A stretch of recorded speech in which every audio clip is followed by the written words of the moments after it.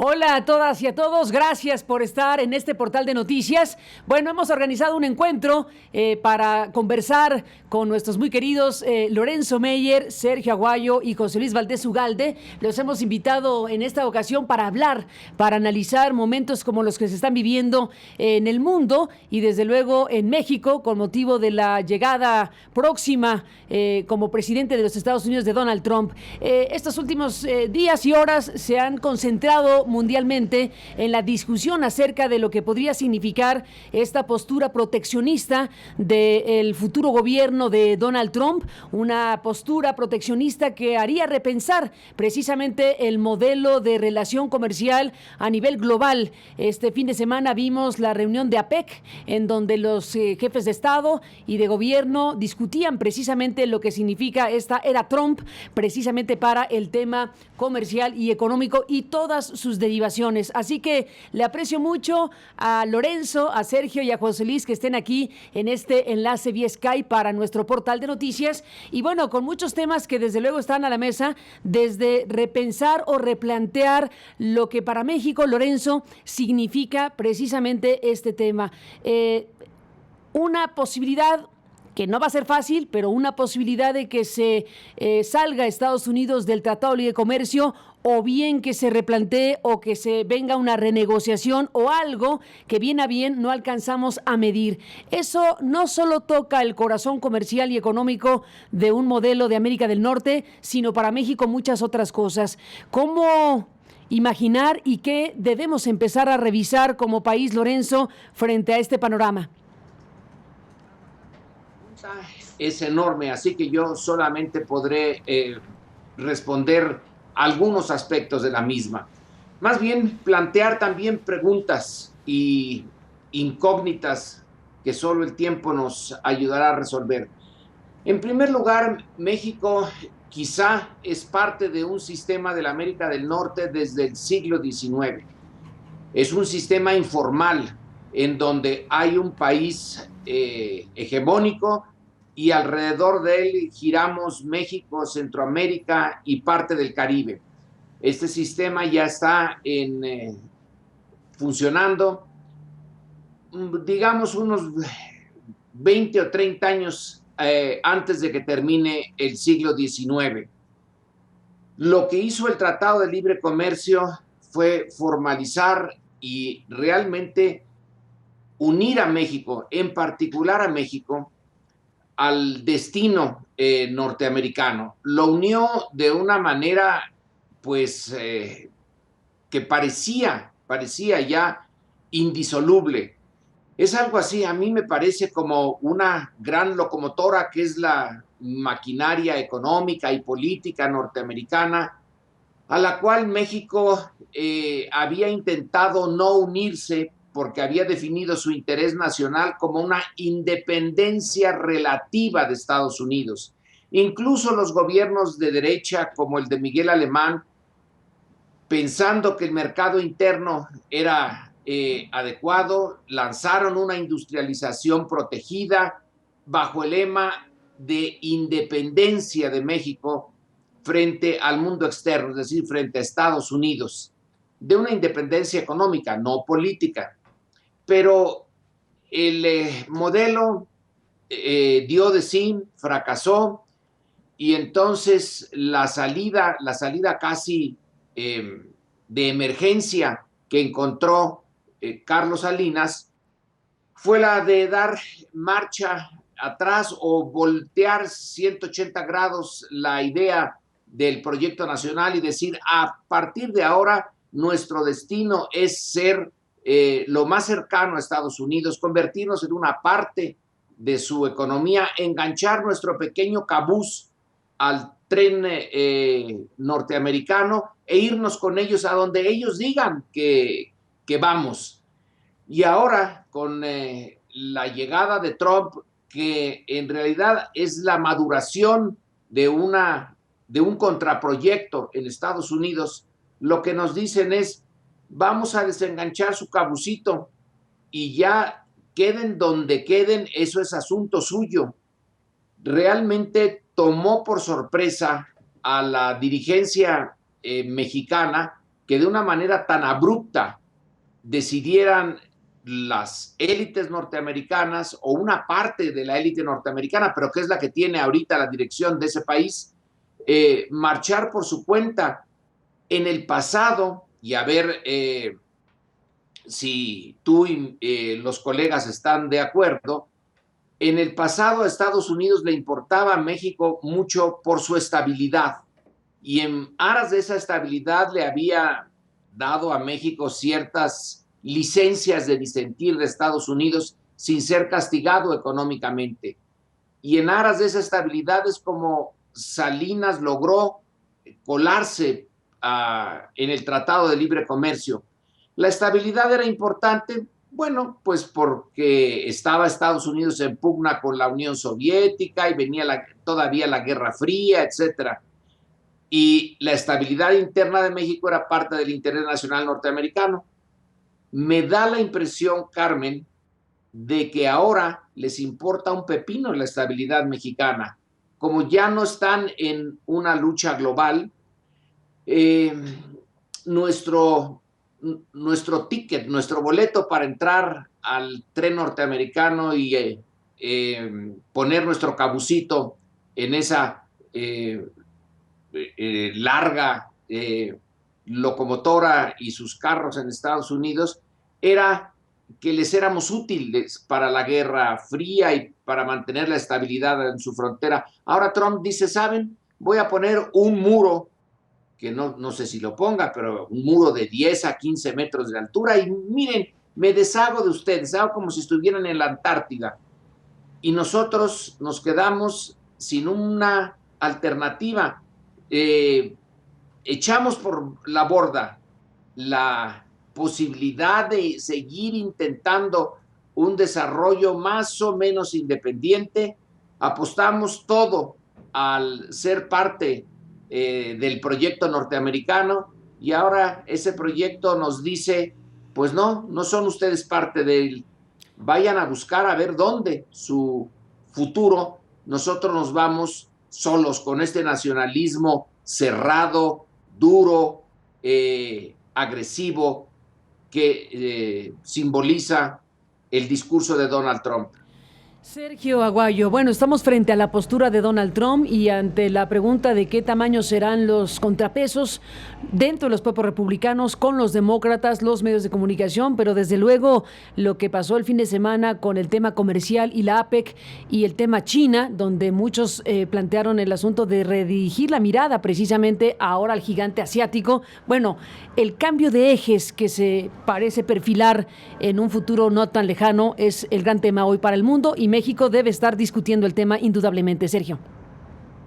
Mira, Carmen, varias ideas. La primera es entender que estamos ante un cambio de época monumental y que en estos momentos en todo el mundo se está discutiendo una problemática global.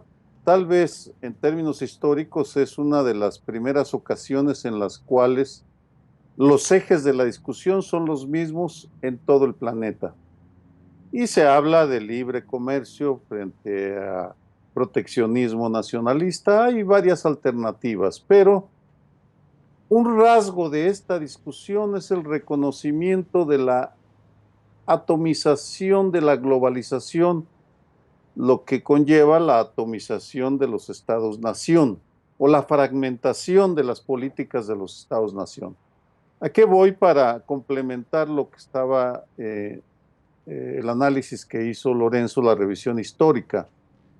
Desde que se firmó el Tratado de Libre Comercio, incluso desde antes, el gobierno mexicano, el Estado, iba perdiendo el monopolio sobre las relaciones con el exterior. En consecuencia, lo que ha sucedido en los últimos en las últimas décadas y ya pensando en México es que nos hemos abierto al mundo, no solo el gobierno, sino también la sociedad. En consecuencia, estamos ahora ante un debate y una redefinición, o más bien múltiples debates y múltiples redefiniciones que son determinadas por el lugar que ocupa cada actor. Voy a concretizarlo en el momento actual. Estaría para empezar el plano conceptual, con base en el cual cada actor va tomando sus políticas frente a Estados Unidos y el mundo. En ese sentido, creo que el empresariado mexicano, las grandes empresas, ya tienen tiempo reflexionando sobre alternativas ante tal o cual escenario y ya están empezando a tomar, o ya habían tomado o están empezando a tomar definiciones. En el tema de los académicos, creo que es una discusión que ya veníamos dando desde hace años, desde que Francis Fukuyama, al menos desde que Francis Fukuyama publica en el 89-90 su ensayo sobre el fin de la historia, empezamos a discutir el final de la Guerra Fría y lo que eso representaba para todo el mundo. Y por tanto, los académicos, los analistas, tenemos una discusión global sobre un buen número de temas, en donde yo noto una cierta parálisis, no solo yo, vamos, es uno de las constantes que uno observa en la lectura de los comentaristas nacionales, es la parálisis de la clase política gobernante, de las élites políticas.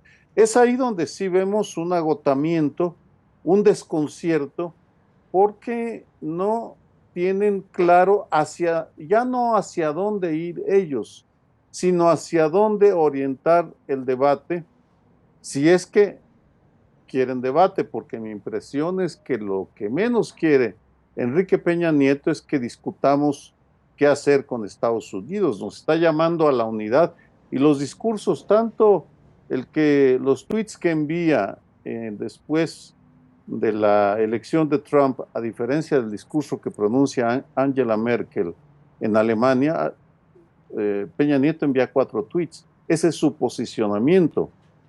Y luego ya un discurso un poco más elaborado en el que dice que es una gran oportunidad, que hay retos. Idea que vuelve a repetir en la reunión de la PEC. Es decir, en donde sí está faltando es una discusión de fondo sobre la manera como México, Estado y sociedad podríamos coincidir en alguna postura, en alguna política. Mi opinión es que la pasividad frente a Trump y frente a Estados Unidos y frente al mundo es suicida. Es simplemente inaceptable, porque debemos, por el contrario, definir cuáles son nuestras prioridades, y aquí coincido con Lorenzo, cuál es nuestro proyecto de nación.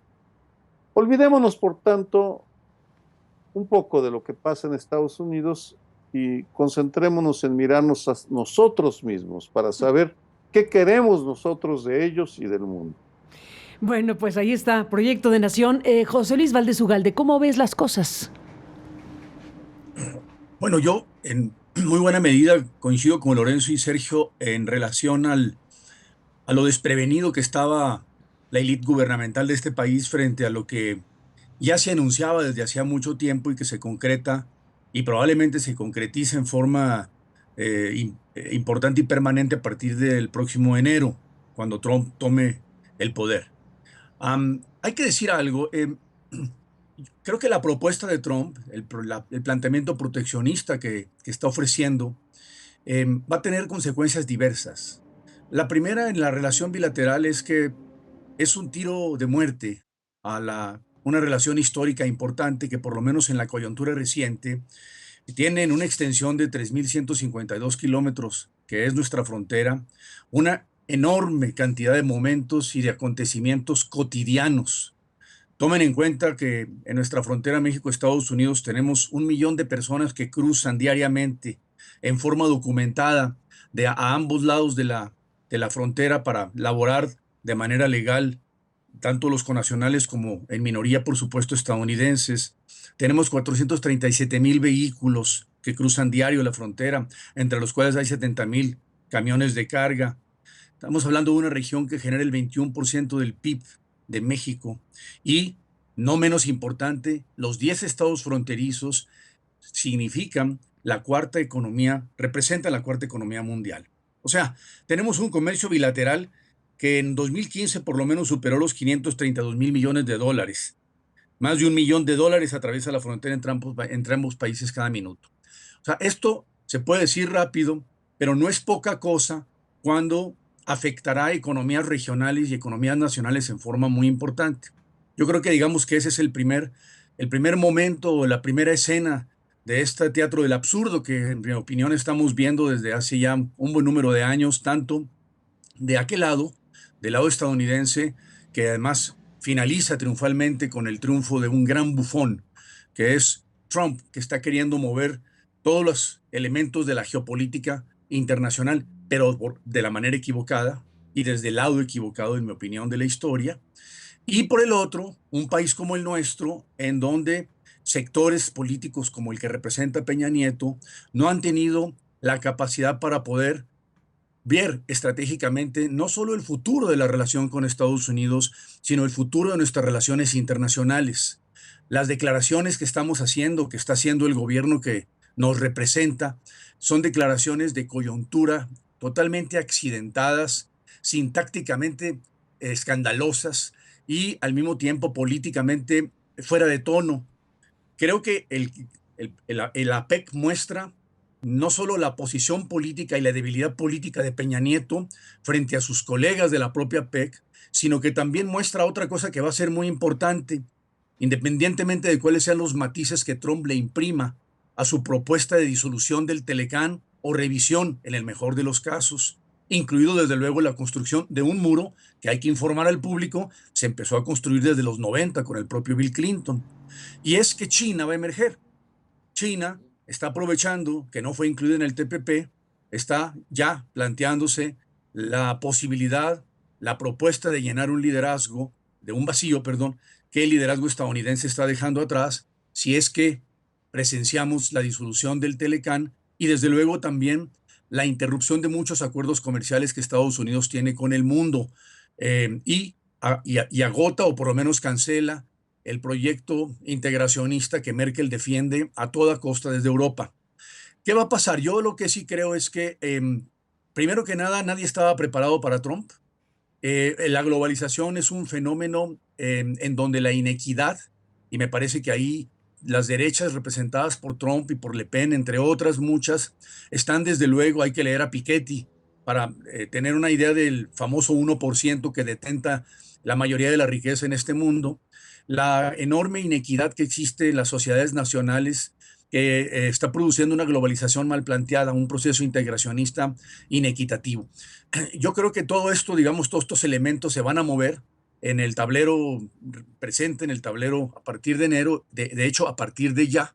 Los nombramientos que estamos viendo ya en el gabinete de Trump, por otro lado, desde la perspectiva política en términos de la seguridad, de la relación con México, en términos de seguridad y migración, me parece que también están arrojando unos datos e información muy importante de la modificación sustantiva que estaba teniendo y va a tener la relación de Estados Unidos con el mundo. Tenemos tiempos, vamos a ver tiempos complicados. Yo sí creo que la posición de Trump en muchos frentes es una posición suicida, es una posición incluso irracional y me parece que estamos expuestos tanto a eso como a la incapacidad de nuestra clase gobernante en este país para poder plantearnos una alternativa, un proyecto viable, sustentable y que en mi opinión ya está agotado, que nos presente una alternativa para poder salir adelante más allá de Trump. Bueno, ahí dejan ustedes el gran tema, desde luego, puesto a discusión. El asunto China se convierte en un foco de atención obligadísimo, porque en efecto, con estas discusiones y ante la posibilidad de que efectivamente gane la postura proteccionista y de cerrazón del modelo Donald Trump, donde dice Estados Unidos, ponemos China, sustituiremos en el TPP y en los tratados de libre comercio y en una nueva relación Estados Unidos por China. Si eso es así y si así se perfila automáticamente el asunto en un relativo corto plazo, vaya giro geopolítico, Lorenzo, Sergio, José Luis, vaya giro copernicano, Lorenzo. Carmen, John Tutino tiene ahora un libro que ya está traducido al español, un libro gordo sobre la posición de México en el mercado internacional durante la época colonial. Y resulta que en buena medida el éxito de nuestra industria minera, México junto con Bolivia, Perú, se convirtieron en proveedores de plata para Europa, y Europa la necesitaba para su comercio con India y China. Entonces, resulta que tenemos una relación con China de varios siglos que luego se rompió. Eh, Supongamos y seamos optimistas que se puede volver a rehacer. Va a costar mucho trabajo para nosotros en particular. Creo que México está en una posición muy débil porque se le apostó demasiado a los Estados Unidos. Dice Sergio Aguayo, México se abrió al mundo, pero resulta que el mundo al que nos abrimos en estricto sentido era un solo país. Si México tiene el 80% de sus exportaciones puestas en el mercado norteamericano, quiere decir que nos abrimos quizá intelectualmente o simbólicamente, pero nos quedamos encerrados en realidad en un mundo de la América del Norte, y ni siquiera de la América del Norte, porque Canadá todavía es marginal para nosotros. Nos quedamos como pocos países encerrados en la relación bilateral con Estados Unidos. No puedo, no es el lugar, pero algunos de nosotros desde el principio señalamos que ahí se ponía a México en un riesgo, de la misma manera como se puso en riesgo cuando nos volvimos otra vez a petrolizar y se apostó la prosperidad de México al petróleo sin tener en cuenta que podía caer el precio del petróleo. Alguien lo advirtió en 1979, 80, pero pues no se hizo ningún caso, y págatelas que se cae el precio del petróleo y hundió todo nuestro proyecto. Aquí también se dijo, oigan, el Tratado de Libre Comercio nos liga demasiado a un país que no tiene lealtades. Bueno, ningún país tiene lealtades como las personas. Pueden irse para un lado, para el otro lado. Ahora, pensar en China, pues está en chino, porque en muchos aspectos no somos complementarios, sino competitivos, y rehacer o hacer unas relaciones con China, para empezar necesitamos tener mexicanos que conozcan China por montones, por cientos, por miles. Los chinos nos llevan delantera en ciencia, en tecnología, en proyecto nacional. Ellos sí tienen un proyecto nacional. Ay, Carmen, bueno, hay que pensar que China es una posibilidad, pero no es fácil. Bueno, está el tema del proyecto nacional que han mencionado aquí y de lo que tendríamos también que plantearnos en la política interna mexicana, los liderazgos, los perfiles, lo que se asoma rumbo a liderazgos que se pueden constituir fundamentalmente con la elección presidencial de 2018. Escogió López Obrador, por ejemplo, el 20 de noviembre para lanzar sus 50 puntos y ya literalmente está planteando una especie de proyecto de gobierno, una figura que claramente busca la candidatura rumbo a la presidencia, como otras que a su vez están de otras maneras promocionándose precisamente con la mirada puesta en el cambio sexenal de 2018. Ese es un tema muy importante a la hora de decir cómo vamos a discutir como país, cómo vamos a definir situaciones de enorme relevancia como las que hoy el mundo nos está planteando con la era Donald Trump. Bueno, ese ingrediente, José Luis, Sergio, Lorenzo, también lo tenemos que poner a la mesa. ¿Con qué herramientas cuenta la sociedad mexicana para articular un debate, una discusión, una toma de decisiones, montados en qué tipo de liderazgos y de situaciones? Es todo un tema. José Luis, ¿qué piensas? Mira, yo lo que creo es que el fenómeno Trump, que es un fenómeno global, es decir, la idea de una derecha nacionalista, un populismo de derechas, está también agitando las aguas políticas de muchos países y de muchos estados-nación, y de alguna manera los efectos que estamos teniendo simultáneos al empoderamiento de una posición como esta es la emergencia de un populismo de izquierda. No hace mucho tiempo, la semana pasada, para no ir más lejos, en un evento organizado en la universidad, tuve la oportunidad de escuchar en una mesa que organizamos en el CISAN a un vocero, un ponente que celebró el triunfo de Trump. Es decir, vemos con buenos ojos la llegada de Trump a la presidencia de Estados Unidos, porque finalmente vamos a desenmascarar a una clase política en este país que ha traicionado la democracia y ha traicionado la justicia, y ha traicionado los derechos civiles, etcétera, etcétera. En pocas palabras, vamos a desenmascarar la falsedad de la democracia liberal. Este es un discurso que, insisto, está articulando sectores de opinión, particularmente representantes de Morena, y que está tratando de convencernos de que Trump requiere una respuesta radical también desde este país. Lo peor que nos podría suceder, en mi opinión, muy personal, compartida, por cierto, por muchos analistas con los cuales he tenido la oportunidad de conversar esto, es que en México emergiera, igual que está emergiendo en Estados Unidos, un nacionalismo y un chauvinismo que nos obnubilara y nos cegara frente a lo que viene, sobre todo frente a las necesidades específicas de construir, primero, de reconstruir el tejido social en México, segundo, de obligar a la clase política a responder a la emergencia nacional. Es una emergencia, por cierto, no solamente implantada por el trumpismo, sino implantada por nuestra propia contradicción interna.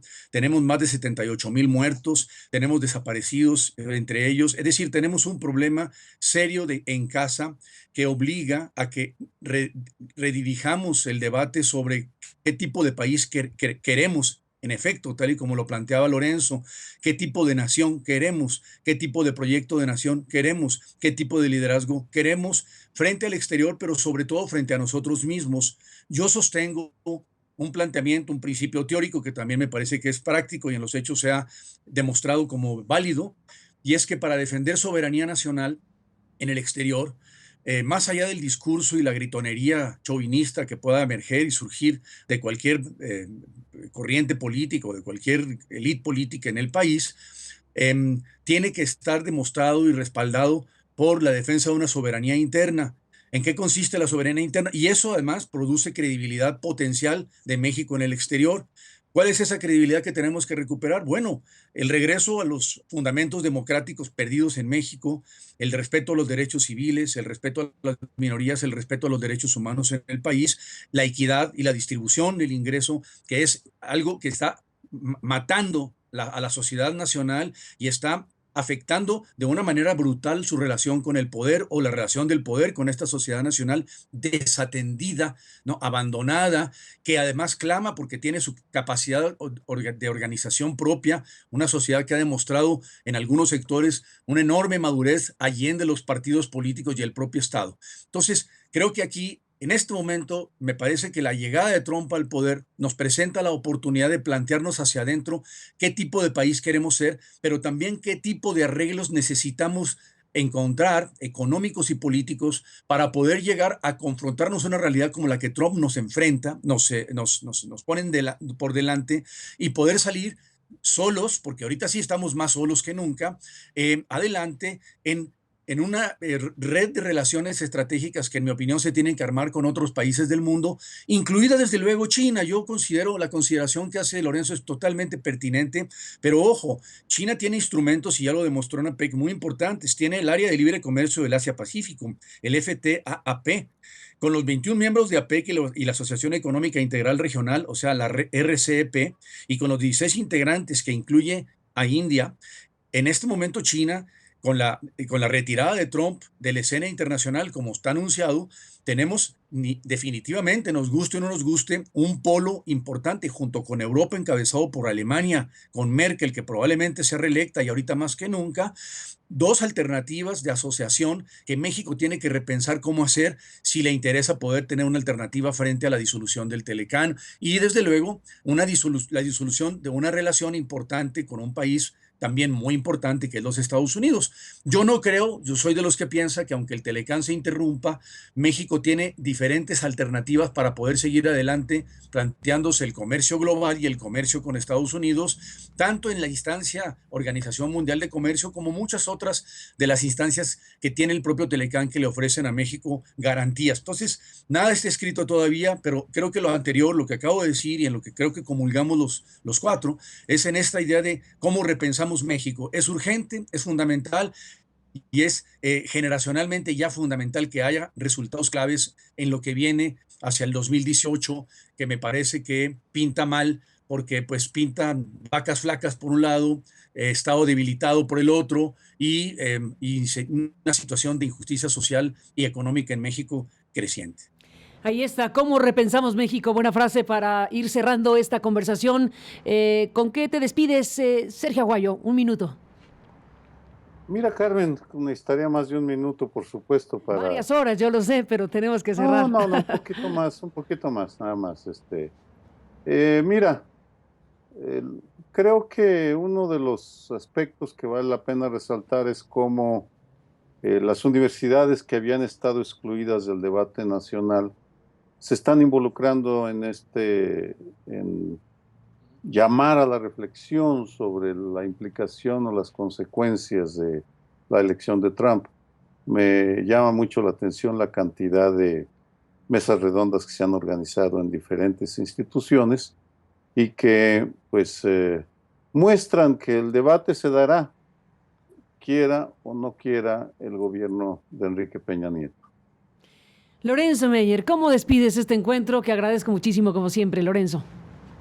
Rápidamente, Carmen, citando a Cosío Villegas en su libro su ensayo de 1947, donde dice que si México no se regeneraba, estaba hablando de realmente de la modernización del Estado mexicano y de los efectos ya de la corrupción. Dice, si no lo hace, puede recurrir a Estados Unidos.